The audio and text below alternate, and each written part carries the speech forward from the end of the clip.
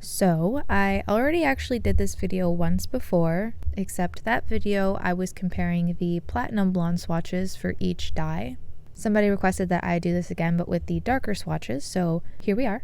I decided to line them up the same as that video as well, so I will link that video down below if you are curious to watch it. And how I did that was the colors on the left were a little bit more orangey gold in undertone, and then on the right were the more red in undertone colors. Now you might notice if you are coming from that last video, there are a couple swatches missing, and that is because some of the mixes I actually did previously I only did on platinum blonde swatches, and I don't have the darker version to compare them to, unfortunately, so those will not be in this video.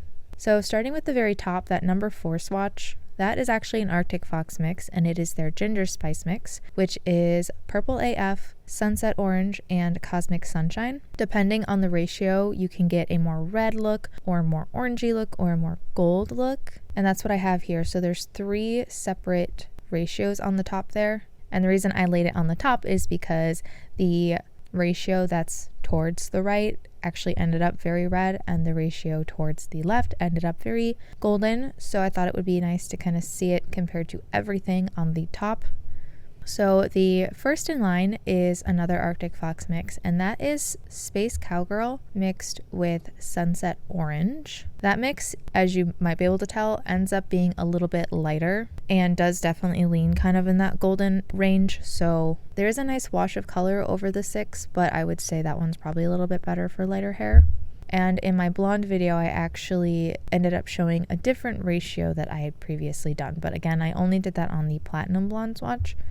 Essentially, the Sunset Orange is a lot more pigmented, so if you add more Sunset Orange, you have a better chance of it sticking to the hair, but then you change the undertone of the mix as well. The next in line is the Overtone in the color Ginger.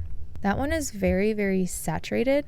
On the platinum blonde swatch, it's very orange with a yellowy undertone. And the cool thing about oranges is when you put them over slightly darker hair is they give a very red look to them. So even though it is a yellowy orange, it still looks quite red, especially on the direct dye portion. After that is Colorlux in the color Copper. Undertone wise, I'd say it's not too far off from Overtone Ginger, but it definitely has a little bit more of like muted softness to it, so it's not quite as saturated, which can translate into looking a little bit more natural. After that, we have Arctic Fox in the color Ginger Flare. Ginger Flare is a very red leaning orange, but the cool thing about that is it also is a little bit softer. Now compared to the one next to it, it doesn't look that soft. I would say it is still a quite saturated color, but if you were to compare it to like a true red, then compared to that, it would look very soft, but it does still have quite a bit of orange in it. I actually also wanted to do slightly darker swatches originally when I considered doing this video, but after seeing how some of the colors were taking to the darker swatches, I realized that it wasn't as possible because some of them were not taking to the darker swatches as well.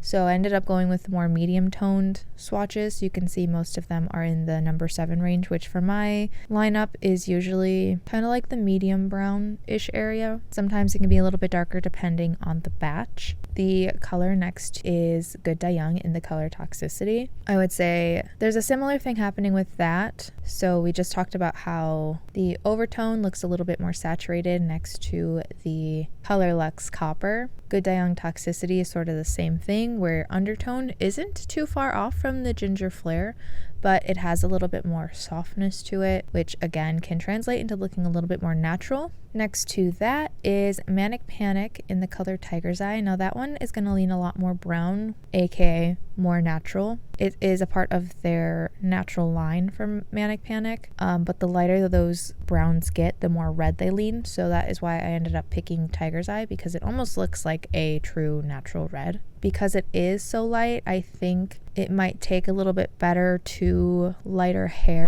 Like if you have darker hair that struggles to take color, I'd probably recommend something else unless your hair is more porous. The color next to that is Lime Crime in the color Butterscotch. That one is very interesting because it is very red in undertone, but again, it has a little bit of brown in it, making it look a little bit more natural. I'd say it almost has like an auburn kind of look over the 7 swatch. And then next to that is also Lime Crime, but that is Lime Crime in the color Caramel, which is another one I'd recommend for lighter hair. It gave a nice wash of color, and it is a very red undertone color, but it's also, I don't want to say it's pastel, but it is very light, and I think better for lighter hair. It is a little bit hard to see the colors as they get darker, but hopefully seeing them all next to each other is still helpful. I think it's really interesting just how red a lot of these look over the darker swatches. And even some of the ones that I would categorize as having a more red undertone over the darker swatches and diluted almost looks a little bit more golden. It's quite interesting.